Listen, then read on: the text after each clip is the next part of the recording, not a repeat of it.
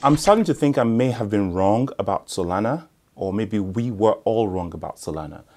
Now, I used to hold quite a fair bit of Solana last bull market. In fact, I made a humongous gain when Solana pumped to the all-time high that it did last time. Unfortunately though, Solana was also one of my biggest losses. Now, with the other tokens that did crash, I kind of just hodled them until they sort of became even again before getting out of them earlier this year. But Solana, because of the FTX issue and some of the other issues that they were having, I just got upset because, I just felt like I got a bit burnt with Solana and I just dumped and got out, right? I mean, there are at least 3 reasons why Solana crashed as hard as it did. The first obvious reason is the same reason why everything else crashed, right? We entered a bear market, so all of the cryptos crashed dramatically. Some crashed 99%, some went to 0. Most crashed between 80 and 90%. So that's to be expected. The second reason why Solana crashed so hard was because compared to the other large caps, it just seemed a little bit unstable. They just had too many outages and too many crashes and things that people lost interest and faith in Solana. So there was a lot of FUD that the system wasn't capable, that it was going to get hacked and it was going to go to 0 anytime. So it always had that kind of FUD in the background. The third one I think that did a lot of damage right at the end of the crash was the fact that FTX had a lot of Solana. They were holding a lot of Solana and that Solana was getting unlocked, and people, including myself, I even made a video about it, kind of predicted that they were going to just dump it and it was just going to go to 0. So a lot of people got out of Solana at that point. So like all of those things in your mind and the negative experiences that I had with Solana anyway, prevented me from going in and buying Solana when it was clearly at the bottom, right? And even though I saw Solana as an extremely promising coin, right?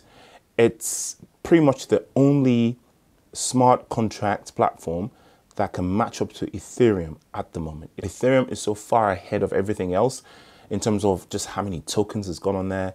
Even Binance Smart Chain doesn't stand a chance against Ethereum.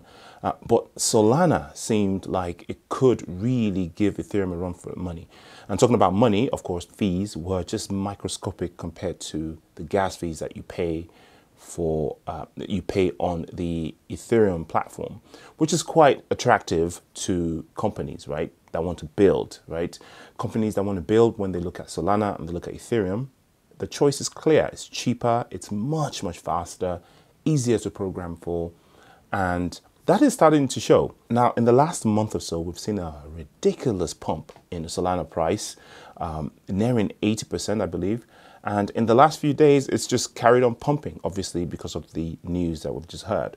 The reasons why it's pumping, well, we have begun a bull market. So, everything is returning to the upward trajectory. There's a lot of FOMO now starting to build up. People are looking up. The bear market is over in people's minds. So people are more likely to buy these tokens and get back in, especially the people that got out, when they thought everything was going to 0. The second thing, of course, is that we learned that FTX didn't dump. In fact, they're bullish on Solana. They've staked their Solana apparently, and they'll probably be buying more. I don't know. Who knows? Now, what people expected to happen totally didn't happen, right? They didn't dump. They didn't get out. It didn't go to 0. It seems like they're also bullish. Obviously, as a huge organization, they know things that we don't know. So they must know what's coming for Solana, right? The third thing about Solana, and that's why it's pumping so hard in the last couple of days, is that they made partnerships with these 2 colossal companies. I mean, these are 2 of the largest companies in the world, especially in the technology area. So you have Google or Alphabet, and then you have Amazon. These are 2 absolutely humongous organizations. And when it comes to the digital sphere, technology, data, computers, the internet, these are the 2 largest companies we have, along with Microsoft and maybe Meta. That would capture pretty much everybody, right? So those are 2 huge partnerships. What that does is it gives them the reach that Ethereum has that they didn't have.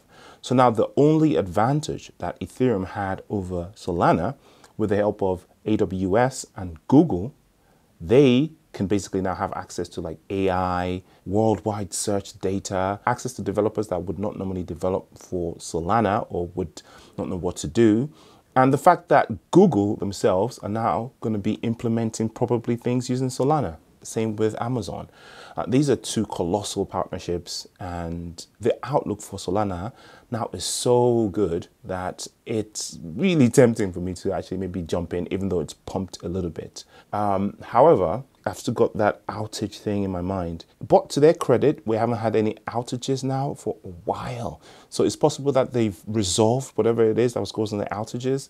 And for a company like Google and Amazon to at least have confidence to work with Solana, it must be that they've also had a look at their system and decided that, this is now, ready for prime time.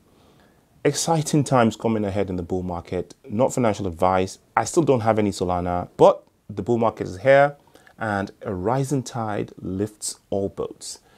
No financial advice. Do your own research. I'll see you in the next video. Peace.